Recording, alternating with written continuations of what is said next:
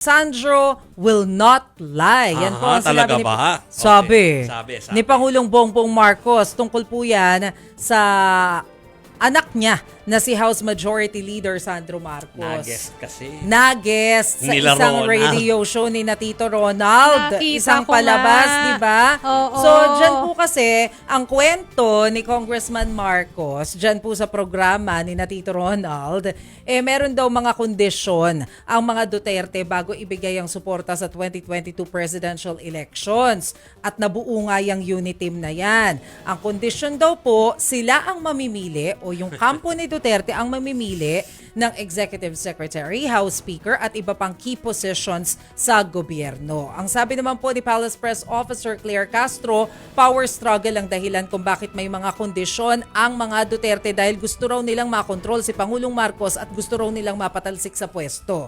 So, tinanong din si Yuse Castro tungkol naman dun sa naging pahayag ni Vice President Sara Duterte.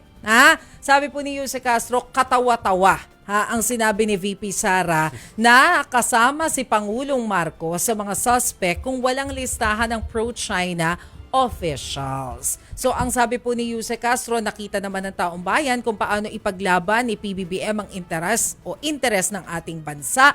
Kaya nakakapagtaka bakit umaalma ang mga Duterte kung wala namang binanggit na pangalan si Defense Secretary Gilbert Chodoro kung sino ang mga opisyal na pro-China.